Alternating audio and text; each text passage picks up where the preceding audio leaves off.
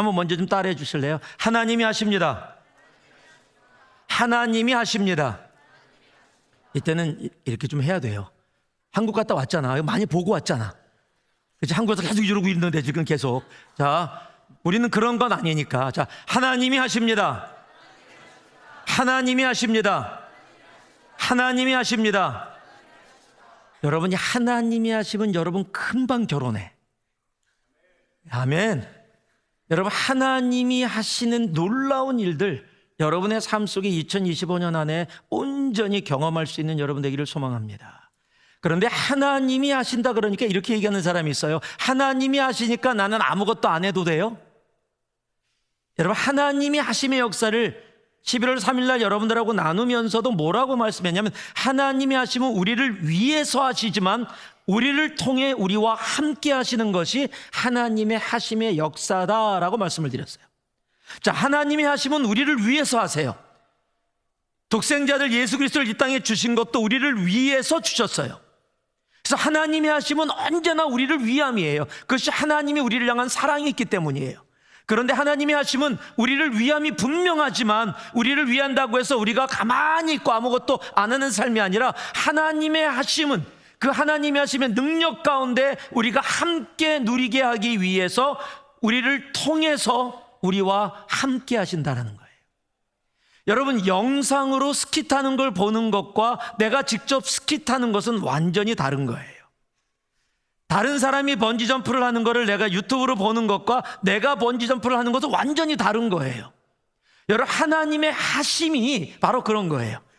유튜브로 그냥 보면서 와 무섭겠다가 아니라 무서운 것 같은데 그것을 통해서 느껴지는 스릴을 직접 말할 수 있는 것, 여러분 그것이 하나님이 하십니다의 역사라는 거예요. 여러분 2025년 한 해 우리 온 교회가 이사야서 43장 19절 말씀을 붙잡고 하나님이 하십니다. God does. 그 짧은 한 문장이 우리의 삶 가운데 역사하고 우리의 삶을 바꾸고 놀랍게 이루는 그런 역사가 이루어지길 주님의 이름으로 축복합니다. 그럴 때 광야와 같은 우리의 삶이 웨이스트랜드 같은 윌더네스 같은 우리의 사막이 데절트 같은 곳에서 하나님이 길을 만드시고 하나님이 그곳에 생명의 강을 내실 거예요. 우리의 인생이 광야와 같다고 느껴지는 분이 계시다면 우리의 인생이 웨이스트랜드, 데절트처럼 생명이 하나도 없고 너무 덥고 너무 추운 사막과 같은 곳이라고 느껴진다면 이제 주님께서 말씀해 주시는 겁니다. 내가 새 일을 행하겠다. 너희들은 보라. 내가 하겠다. 무엇을요? 광야와 같은 우리 인생에 길을 내시겠다는 거예요. 사막 같은 아무것도 생명도 살 수 없는 그곳에 생명의 강을 만드시겠다는 거예요. 그래서 그곳에서 사람들이 아무것도 이루어질 수 없어라고 얘기하는 그곳에서 하나님의 새 일, 놀라운 일들을 우리의 삶 가운데 이루어 주실 겁니다. 그 하나님이 하십니다. 그 하나님이 하십니다를 위해서 하나님이 우리들에게 말씀해 주시는 5가지가 있어요. 이것을 기억할 수 있어야 합니다. 성경 구절 읽고 제가 말씀드리고 간략하게 설명하고 말씀하면서 가실 겁니다. 여러분 집중해서 들으실 수 있어야 돼요. 먼저 마가복음 9장 28절 29절을 같이 읽겠습니다. 함께 읽습니다. 시작. 집에 들어가심에 제자들이 조용히 묻자오되 우리는 어찌하여 능히 그 귀신을 쫓아내지 못하였나이까. 이르시되 기도 외에는 다른 것으로는 이런 종류가 나갈 수 없느니라 하시니라. 자, 한번 따라해 주시기 바라요. 하나님이 하십니다의 삶을 사는 사람들은 그래서 기도합니다. 자, 그래서 기도합니다. 시작. 예, 하나님이 하십니다의 삶을 살아가는 사람들은 하나님이 우리를 통해 우리와 함께 역사하시는데 하나님이 하십니다의 삶을 간절히 소망하는 사람들은 그래서 기도합니다. 기도는 하나님이 하십니다의 삶의 시작입니다. 오늘 말씀이 어떤 내용이냐면 주님께서 베드로와 요한과 함께 높은 산을 오르십니다. 교회 오래 다닌 사람들은 변화선상이라는 말을 들어봤을 거예요. 주님께서 높은 산에 오르셨는데 그곳에서 완전히 천국의 모습으로 변화를 받습니다. 그 모습을 베드로와 요한이 경험을 한 거예요. 그리고 그 놀라운 일을 경험하고 내려왔는데 산 밑에 마을에서 왁자지껄한 겁니다. 가까이 가봤더니 제자들이 베드로와 요한과 예수님이 산에 올라간 사이에 사람들이 와서 귀신 들린 사람한테 귀신을 쫓아달라고 부탁을 했는데 제자들이 쫓으려고 하는데 귀신이 안 나간 거예요. 그러니까 사람들이 예수님한테 옵니다. 당신 제자들이 지금 귀신을 못 쫓고 있습니다. 그러니까 당신이 와서 쫓아주십시오.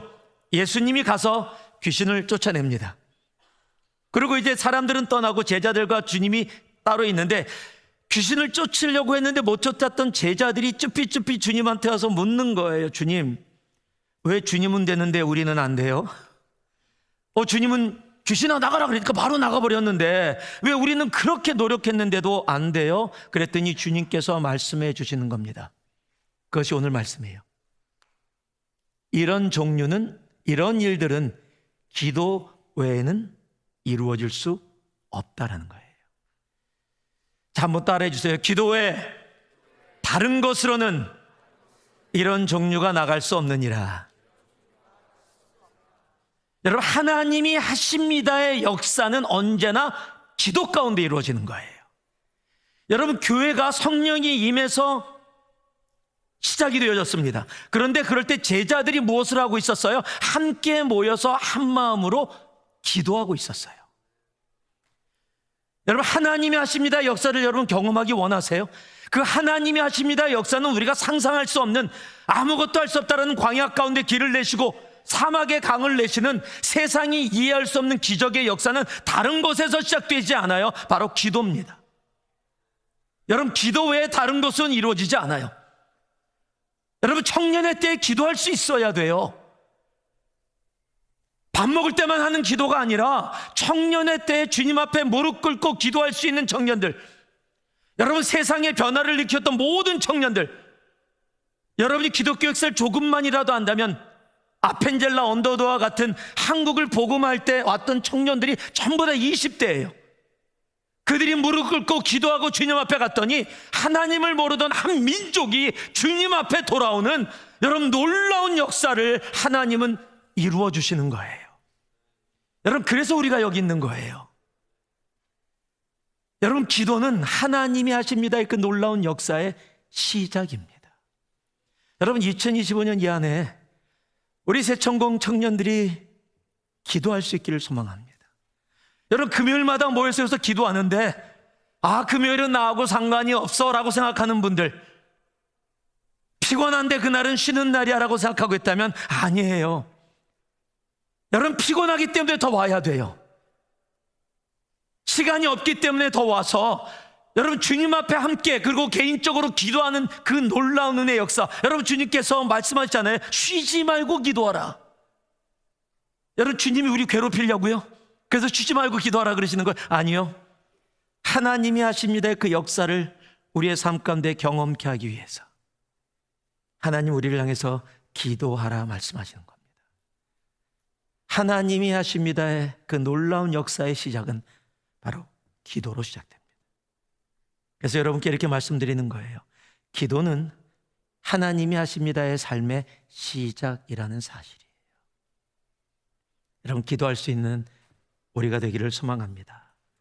기도합시다. 우리 전우자고 보시면서요, 기도하자. 안 나오죠? 저 기도 안 했는데, 나 기도 안 할 건데, 나는 기도는 밥 먹을 때 하는 것도 참 깜빡깜빡 하는데. 여러분, 기도 외에는 다른 것이 나올 수가 없습니다. 기도뿐입니다. 여러분, 기도할 수 있는 젊은이들이 되기를 소망합니다. 여러분, 기도하면 하나님이 하십니다. 여러분, 두 번째로요, 요한복음 4장 23절 24절을 함께 읽겠습니다. 함께 합니다. 시작. 아버지께 참되게 예배하는 자들은 영과 진리로 예배할 때가 오나니 곧 이때라. 아버지께서는 자기에게 이렇게 예배하는 자들을 찾으시느니라. 하나님은 영이시니 예배하는 자가 영과 진리로 예배할지니라. 아멘. 여러분, 기도가 하나님이 하십니다의 삶의 시작이라면 예배는 하나님이 하십니다의 삶을 간절히 소망하는 사람들의 삶의 방향이에요. 자, 기도는 시작이에요.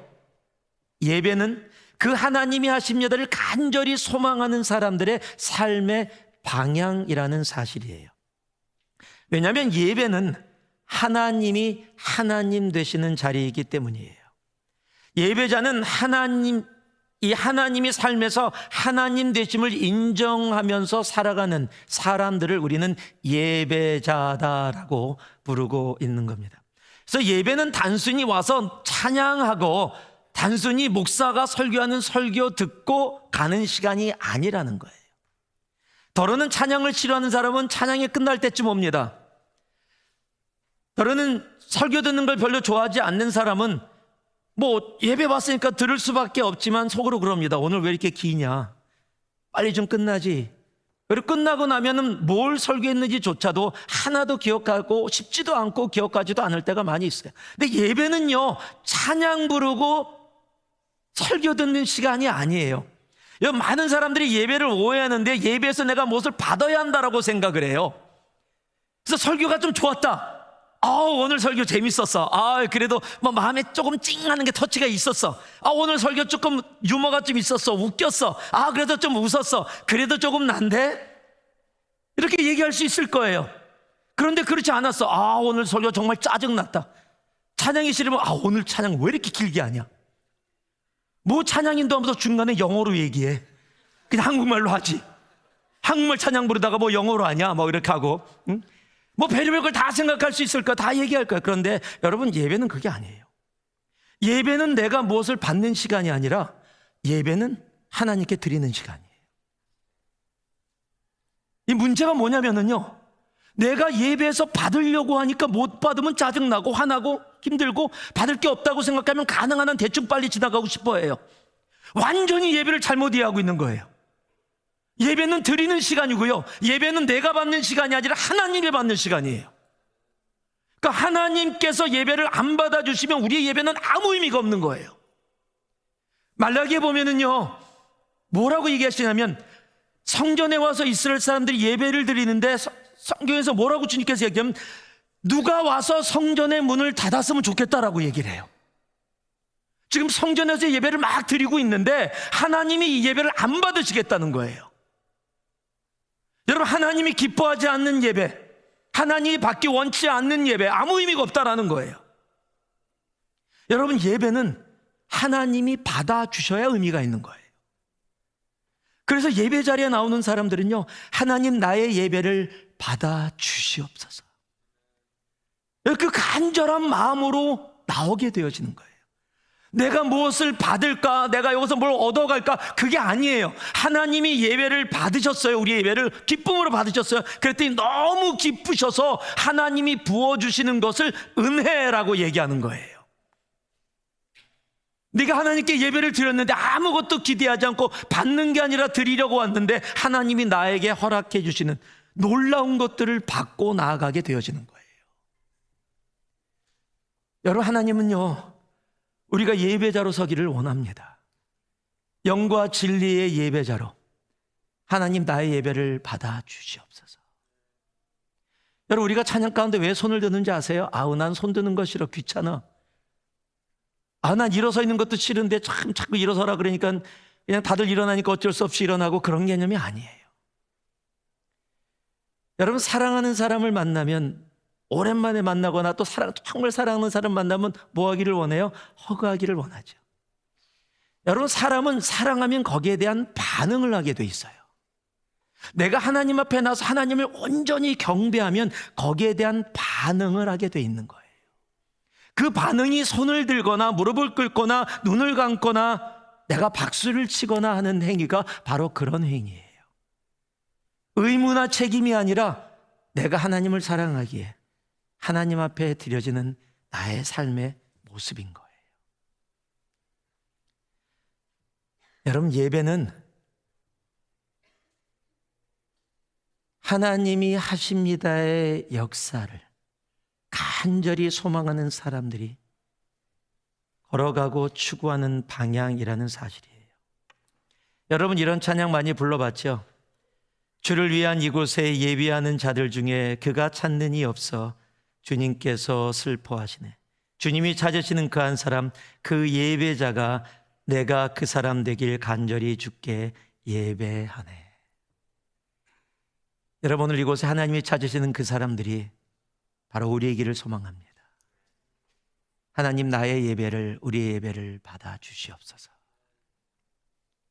여러분, 매주 나올 때 여러분 그 마음으로 나오면, 난 아무것도 바라지 않고 주님 그냥 나의 예배 받아주옵소서라는 마음으로 나왔는데, 시간이 지나가며 내 삶 속에 하나님이 하십니다의 놀라운 역사들이 차고 넘치는 것을 보고 경험하게 될 것입니다.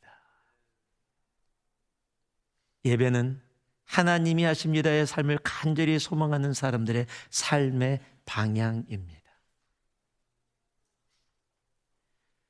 세 번째로요, 데살로니가전서 5장 18절입니다. 같이 한번 읽겠습니다. 함께합니다. 시작. 이것이 그리스도 예수 안에서 너희를 향하신 하나님의 뜻이니라. 자, 기도가 하나님이 하십니다의 삶의 시작이에요. 그리고 하나님이 하십니다의 삶을 간절히 소망하는 사람들의 삶의 방향이 예배예요. 감사는 하나님이 하십니다의 삶을 살아가는 사람들의 반응이에요. 이런 걸 얘기 좀 보통 다 적는데 안 적네? 다 기억하고 있는 거예요? 자, 기도가 뭐예요? 무슨 시작? 하나님이 하십니다의 시작. 그래, 그렇게만 기억해줘도 좋아요. 기도는 시작이다. 예배는 방향이다. 감사는 반응이다. 그래, 짧은 게 좋겠다. 네, 짧게 배워요. 네. 여러분, 감사는 반응이에요. 하나님이 하십니다의 삶을 살아가는 사람들은 그래서 언제나 하나님께 감사하는 삶을 살아요. 하나님이 하심이 비록 지금 내가 원하는 것이 아니고 너무 힘든 현실 속에 있다 할지라도 하나님이 하십니다의 삶을 바라고 살아가는 사람의 삶은 언제나 감사로 반응을 해요. 그게 가능해요? 가능합니다. 여러분, 다니엘서 6장 10절을 보면 다니엘의 이야기가 나오는데 이런 말씀이 기록되어 있어요. 다니엘이 이 조서에 왕의 도장이 찍힌 것을 알고도 자기 집에 돌아가서는 윗방에 올라가 예루살렘으로 향한 창문을 열고 전에 하던 대로 하루 3번씩 무릎 꿇고 기도하며 그의 하나님께 감사하였더라. 여러분, 다니엘의 얘기 다 알 겁니다. 지금 매번마다 기도를 하고 있었는데 그 기도하는 걸 시기해 갖고 기도하지 못하게 하고 왕에게만 기도할 수 있게 해버렸어요. 그걸 알면서도 우상에게 기도할 수 없어서 동일하게 기도하는 모습으로 창문을 열고 기도하고 있었어요. 자, 이거는 뭐예요? 이렇게 기도하면 죽는 거예요. 왕이 그렇게 디크리를 프로클레임 했기 때문에 왕 외에 다른 것에 기도하게 되어지면 죽는다. 그것도 사자굴에 들어가서 죽는다라고 선포했기 때문에 내가 그 자리에 가서 창문을 열고 하던 대로 기도하면 나는 죽는다예요. 오케이, 내가 순교하마. 믿음 좋은 사람이 그렇게 얘기할 수 있을지 모르겠어요. 내가 기도하고 순교하지 뭐. 그러면서도 기도하면서 주님, 왜 내 삶을 이런 것으로 인도하십니까? 내가 기도하고 올바로 살았는데. 여러분, 여기까지는 어떻게 할 수 있을 것 같아. 그런데 그 다음 말이에요. 평상시에 하던 대로 창문을 열고 기도하였고 또 뭐 했더라? 성경에 뭐라고 적혀 있어요? 감사하였더라. 여러분, 어떻게 감사할 수가 있어요? 내가 열심히 예수 믿었는데 내가 포로로 다른 나라에 잡혀와서 힘들고 어려운 상황 속에서도 하나님 앞에 온전히 올바로 나가며 매일 기도하며 신앙생활 올바로 했는데 올바로 했던 삶의 결과가 뭐예요? 사자굴에서 죽게 되는 거야. 그런데 어떻게 감사할 수가 있어? 여러분은 그런 상황에서 감사할 수 있어요? 내가 교회 열심히 다니고 봉사 열심히 했는데 새천국에서 열심히 봉사하고 금요일날도 나오고 주일날도 나오고 다른 일도 봉사하고 리빙워로도 막 같이 가서 막 홈레스도 가서 돕고 나아가서 뭐 전도도 하고 다 했는데 내가 기다리고 있는 게 사자굴의 죽음이야. 하나님 감사합니다. 여러분, 그런 병원 데려갈 거야. 이런 말이 안 되잖아요. 아니, 어떻게 그런 상황 속에서 감사를 할 수가 있어요? 다니엘이니까요. 여기도 다니엘이 있는데 어디 갔나? 네? 여러분, 다니엘이면 다 무조건 감사할 수 있는 거예요? 아니거든요. 여러분 꼭 기억해야 할 것이 있어요. 여러분, 감사는 내가 처한 환경에 반응하는 것이 아니에요.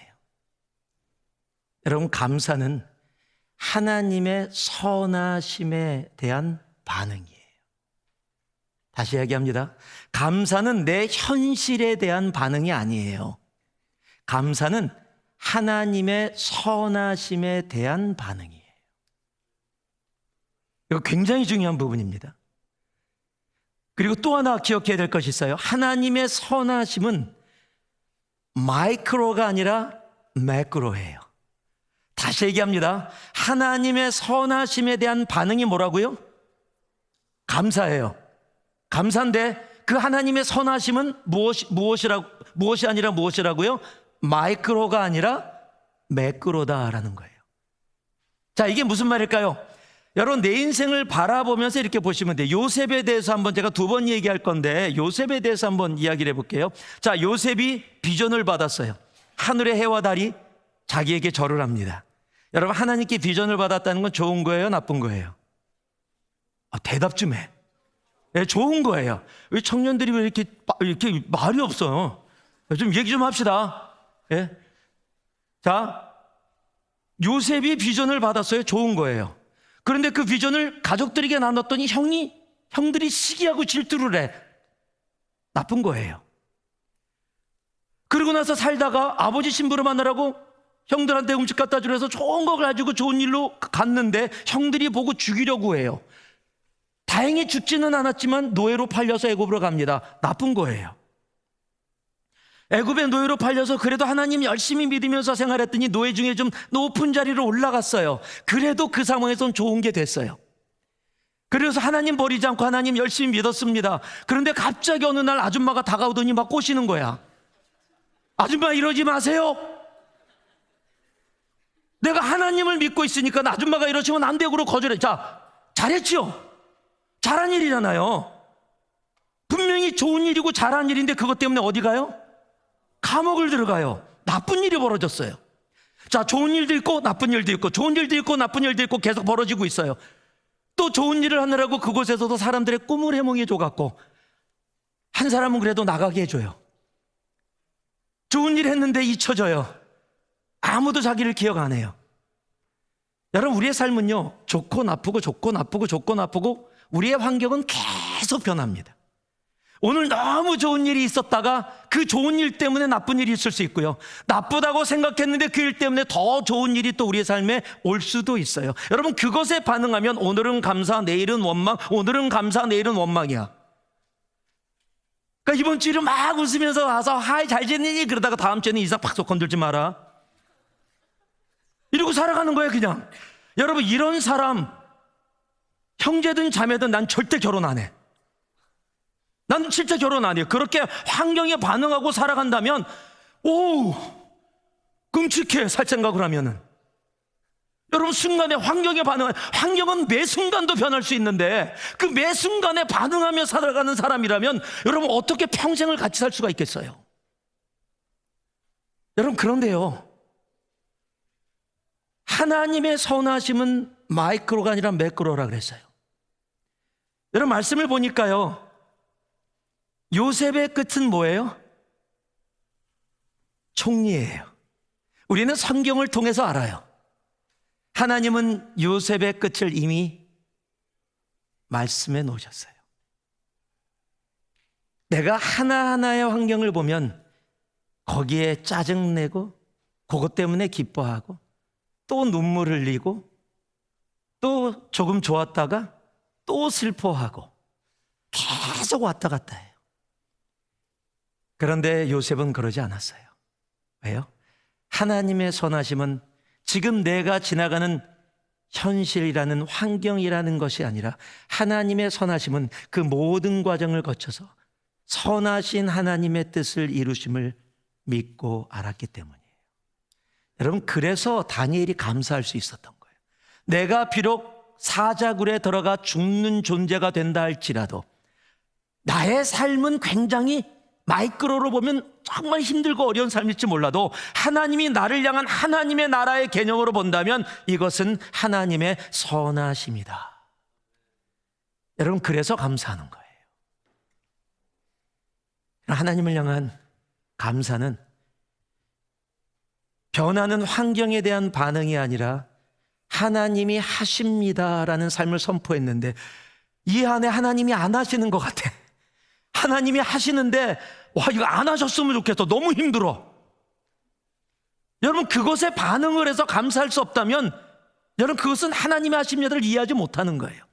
하나님이 하십니다의 역사는 지금 비록 힘들고 어려운 느낌으로 나에게 다가올지 몰라도 하나님이 하십니다의 선하심은 매끄러워요. 독생자들 예수 그리스도를 우리를 위해 주시기까지 사랑하신 우리의 주님이 우리를 향해서 나쁜 것을 예비하지 아니하시고 언제나 선한 것을 예비하고 계시기 때문이에요. 우리가 너무도 잘 아는 예레미야 말씀이죠. 하나님의 말씀이라 너희를 향한 나의 생각을 내가 안 하니 재앙이 아니라 평안이요 미래에 희망을 주려 함이니라. 여러분, 그것이 하나님의 마음이에요. 여러분, 그래서 감사로 반응하며 하나님이 하십니다의 삶을 살아갈 수 있는 우리 새 천공 되기를 진심으로 소망합니다. 자, 기도는 뭐라고요? 시작이다. 예배는, 감사는, 근데 여기 중요한 게 들어가 있었어요. 그렇죠? 뭐에 대한 반응이다? 하나님의 선하심에 대한 반응이에요.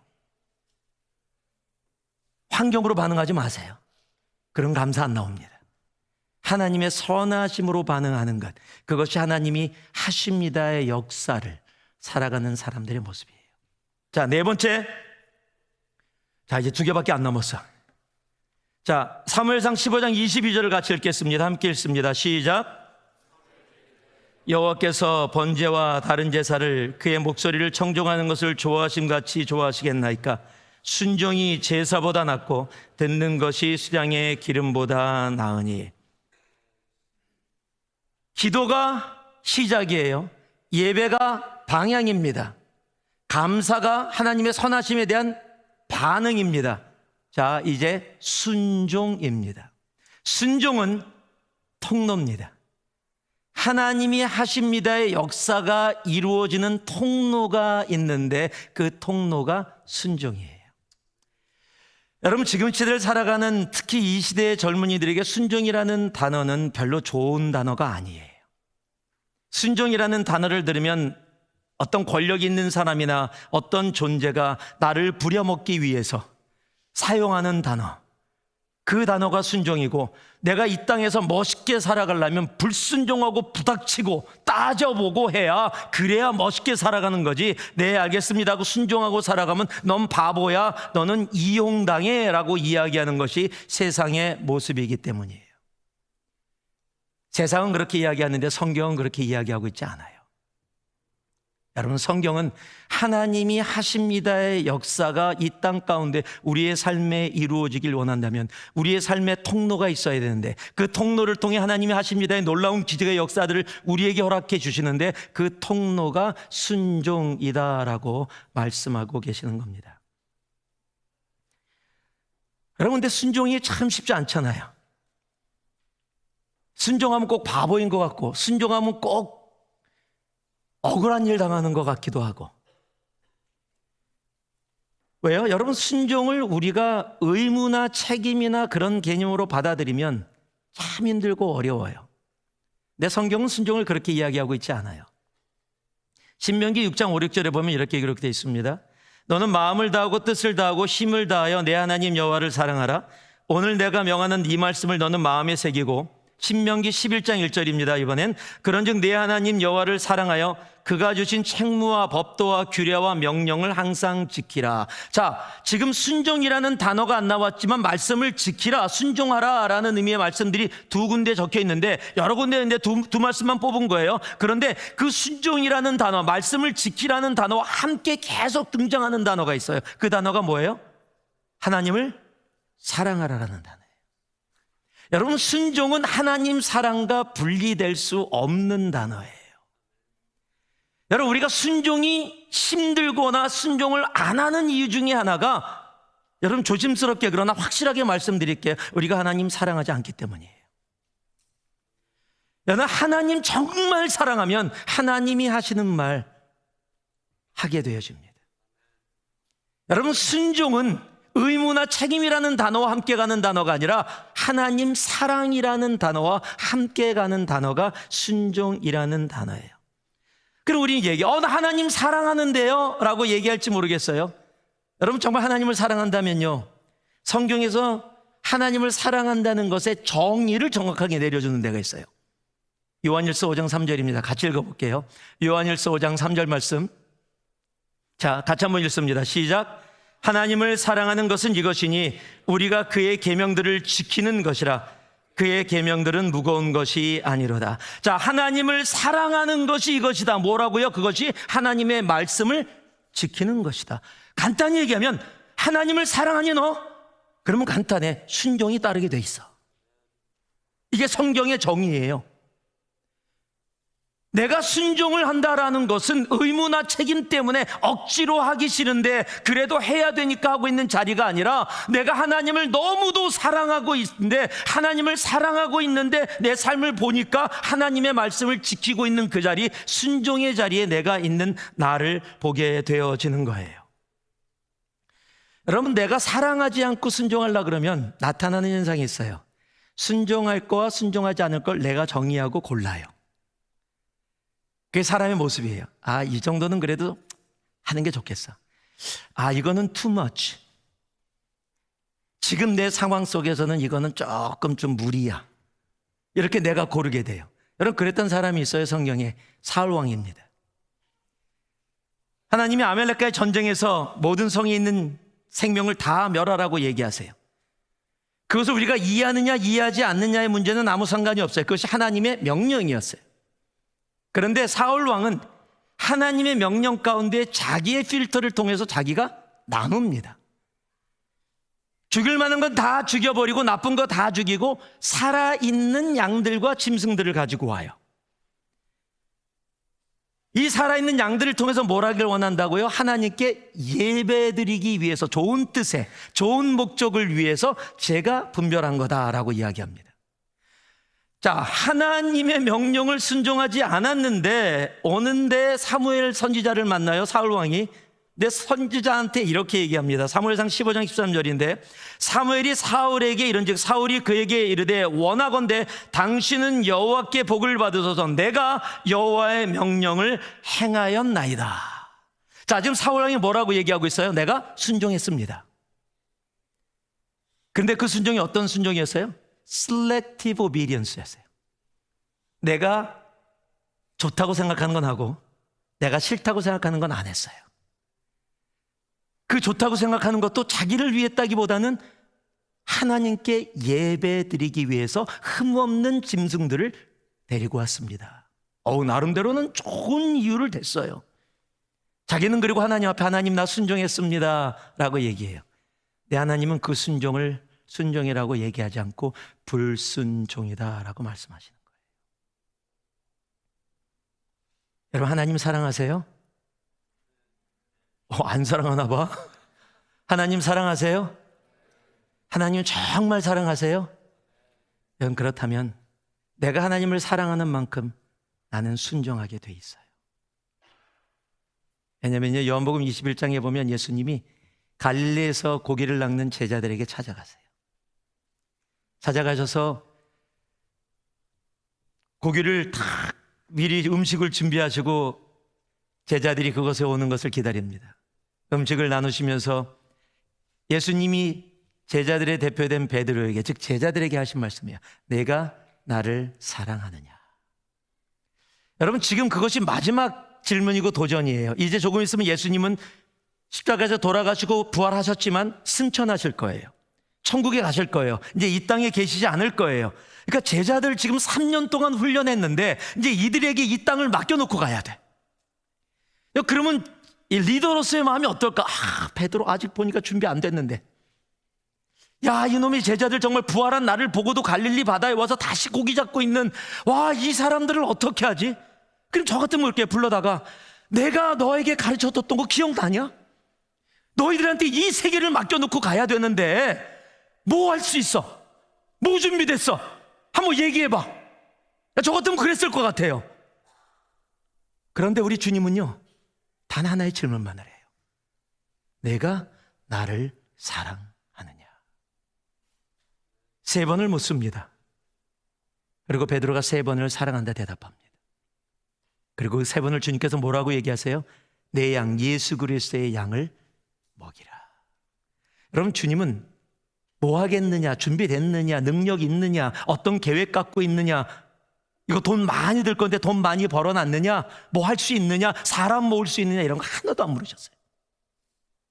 우리 주님은 단 하나만 물으세요. 내가 나를 사랑하느냐? 왜냐하면 사랑하면 죽기까지 순종합니다. 그리고 베드로와 제자들은 죽기까지 순종했고, 그들의 순종을 통해 오늘 우리가 감히 하나님을 아버지라고 부르며 이곳에서 예배드리고 있다는 사실이에요. 여러분, 순종은요, 의무나 책임이 아니에요. 순종은 하나님을 사랑하기에 내 삶으로 드려지는 게 순종입니다. 순종은 하나님이 하십니다의 통로입니다. 순종이 없으면 하나님이 하십니다의 역사가 우리의 삶에 나타나지 않는다라는 사실이에요. 기억할 수 있는 우리가 되길 소망합니다. 자, 첫 번째, 하나님이 하십니다의 시작이 뭐라고요? 하나님이 하십니다의 방향이, 하나님이 하십니다의 반응이, 거기는 선하심이라는 단어를 기억해야 돼요. 자, 하나님이 하십니다의 통로가 순종입니다. 자, 이제 마지막입니다. 같이 한번 읽습니다. 히브리서 6장 14절 15절입니다. 같이 읽습니다. 시작. 이르시되 내가 반드시 너에게 복주고 복주며 너를 번성하게 하고 번성하게 하리라 하셨더니 그가 이와 같이 오래 참아 약속을 받았느니라. 이제 마지막인데요. 시작, 방향, 반응, 통로, 그리고 이제 마지막 퍼즐이 있습니다. 바로 인내입니다. 하나님이 하십니다의 마지막 퍼즐이에요. 여러분, 퍼즐을 맞히다가 한 피스가 없어. 그러면 그 퍼즐은 완성된 거예요? 완성되지 않은 거예요? 완성되지 않은 거예요. 한 피스가 없는 걸 액자에다 넣어갖고서 천 개짜리 퍼즐이다. 다 그림 맞췄는데 한 피스가 없어. 그걸 갖다 벽에 걸어놓으면 사람들이 맨날 물을 거예요. 이거 왜 한 피스, 이거 어디 갔냐고 다 물을 거예요. 왜? 완성품이 아니기 때문이에요. 그 마지막 퍼즐을 넣어야 돼요. 여러분, 중국 그 말을 안 되면 활용정점이라는 말이 있어요. 용을 그렸어요. 용을 막 그려놓고서 눈을 안 그려놨어요. 그러면 아직 완성품이 아니에요. 눈을 찍어야 완성된다라는 게 활용정점이에요. 여러분, 하나님이 하십니다의 그 역사가 우리의 삶 가운데 정말 광야에 길을 내시고 정말 사막에 강을 내시는 그 역사의 활용점점, 그 마지막 퍼즐은 다른 게 아니에요. 인내예요. 한국 사람들이 제일 힘들어하는 거, 저는 그런 경험 많아요. 아이스크림 먹다가 머리 아파갖고 너 아플 때 너무 아파.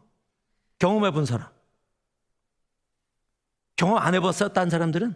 아이스크림을 안 먹나? 여러분, 저는 지금도 가끔 가다가 너무 더웠을 때 아이스크림을 이렇게 먹다 보면 갑자기 그냥 바늘로 찔리는 것 같은, 그 급하게 먹어서 그러거든요. 우리는 그러잖아요. 하나님, 제가 정말 성격이 급해요. 인내를 주세요. 지금 당장 주세요. 우리는 그렇게 기도하는 사람들이거든요. 우리나라 인터넷이 왜 빨라? 우리 성격이거든. 여러분, 맨 처음에 AOL 해갖고 인터넷 나왔을 때 전화기 선 딱 꽂아놓고서 컴퓨터 딱 끼면 띠띠띠띠띠띠, 이거 아나? 띠띠띠띠띠띠 이러면 켜놓고 샤워하고 나오면 이제 연결돼. 여러분, 그런 시대가 있었어요. 근데 지금은 딱 켜갖고 속도 안 나오면 짜증나요. 저도요, 속도 안 나오면 바로 체크해요. 이거 얼마나 되는 거야, 이거 지금? 다운로드, 업로드 얼마나 나와? 우리는 정말 급해요. 그런데 오늘 말씀을 보니까 아브라함이 약속을 받았는데 어떻게 받았어요? 오래 참아라고 얘기해요. 여러분, 하나님이 하십니다의 역사는 인내라는 공통점을 통해서 하나님의 약속, 하나님이 하십니다의 약속이 이루어진 모든 성경의 사람들은 다 공통점이 있는데 그게 인내였다라는 사실이에요.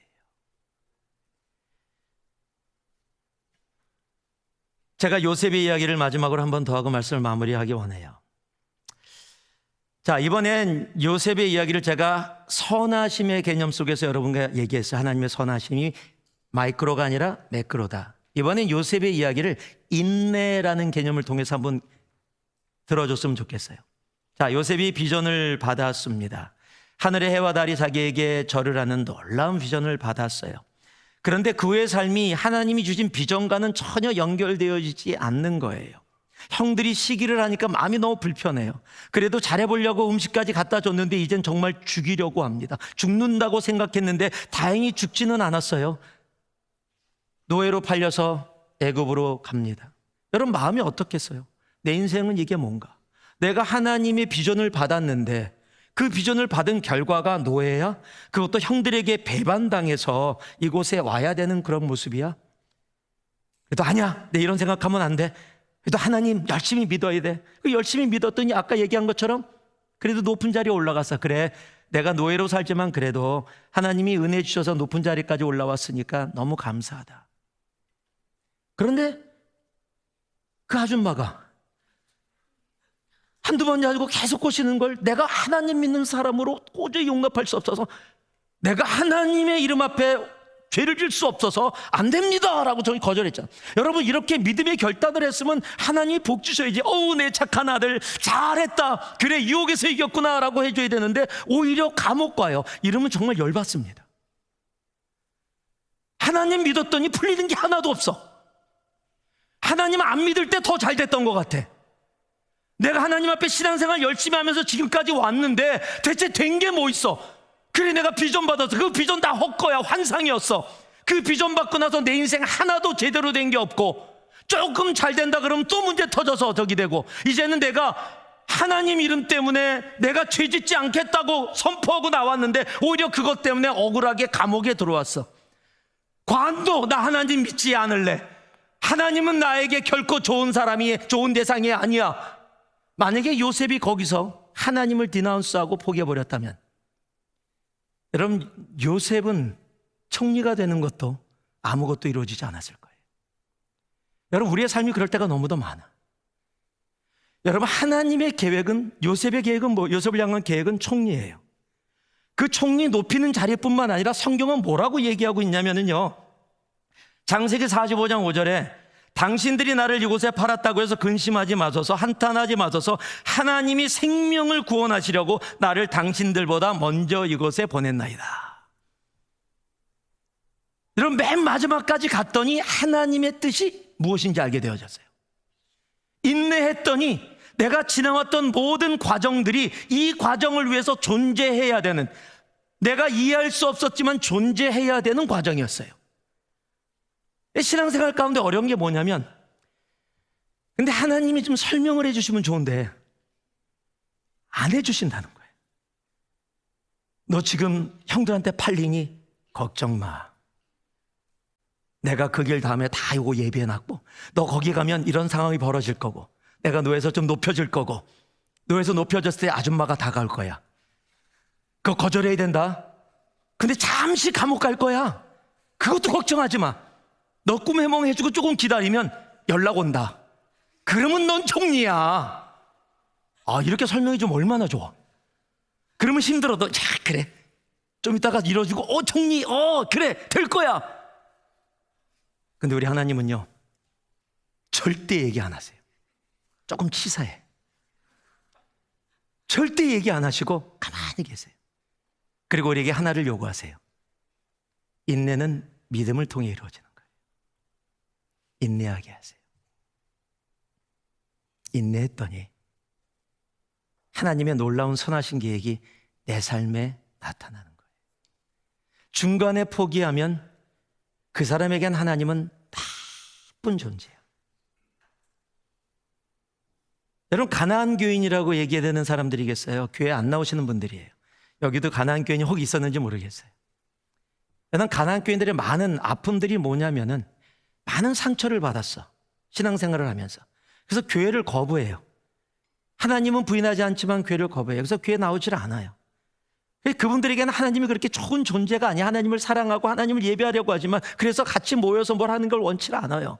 너무 안타까워. 그런 마음들이 신앙생활하다 상처받아 갖고 너무 아파서 어떤 분들은 하나님을 거부하고 떠나는 사람도 있어요.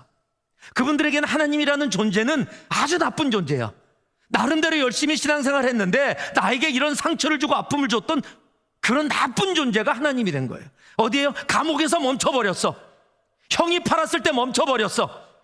감옥에서 내가 해몽해주고 도와줬는데 잊혀지니까 멈춰버렸어. 하나님 이건 아니죠. 난 더 이상 안 믿어요. 하나님 나쁜 존재예요. 나에게 좋은 거 한 번도 주지 않았어요 라고 거기서 멈춰버렸어요.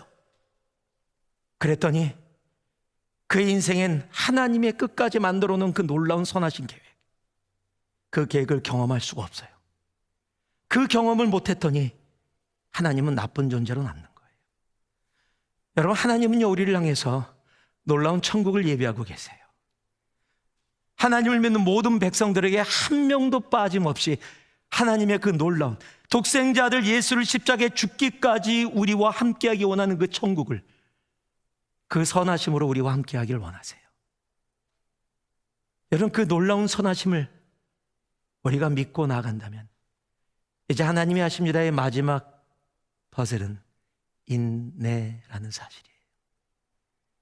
내가 끝까지 인내하면 그 하나님의 선하심, 하나님의 놀라운 일들을 우리가 보게 됩니다. 인내할 수 있는 우리가 되기를 소망합니다. 그로 인해 하나님이 하십니다의 삶이 우리의 삶 가운데 차고 넘치기를 소망합니다. 자, 말씀을 마무리할게요. 하나님이 하십니다. 아멘 나와야지.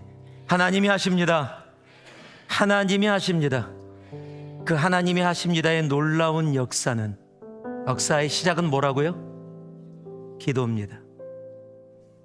그리고 하나님이 하십니다의 삶에, 그 삶을 살아가는 모든 사람들의 삶의 방향이 뭐라고요? 예배입니다. 내 삶에 이루어지는 모든 것들 가운데 환경에 반응하지 않고 하나님의 선하심에 반응하며 살아가는, 그것을 뭐라고요? 감사합니다. 그리고 순종은 의무나 책임이 아니에요. 여러분, 순종은 하나님이 하십니다의 통로예요. 순종이라는 통로를 통해서 하나님의 놀라운 역사를 이루십니다. 그리고 이제 완성이 되어지는데 그 완성의 마지막 퍼즐이 뭐라고요? 인내입니다. 한번 따라해 주세요. 기도, 예배, 감사, 순종, 인내. 하나님이 하십니다. 그래서 우리는 기도합니다. 하나님이 하십니다. 그래서 우리는 예배합니다. 하나님이 하십니다. 그래서 우리는 감사합니다. 하나님이 하십니다. 그래서 우리는 순종합니다. 하나님이 하십니다. 그래서 우리는 인내합니다.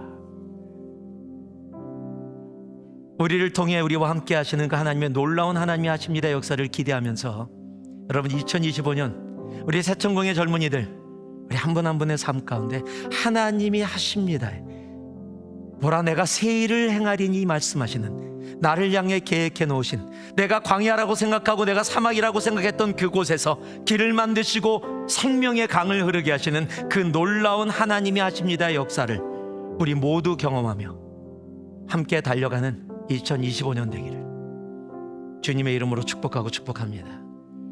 우리 잠깐 같이 기도했으면 좋겠습니다.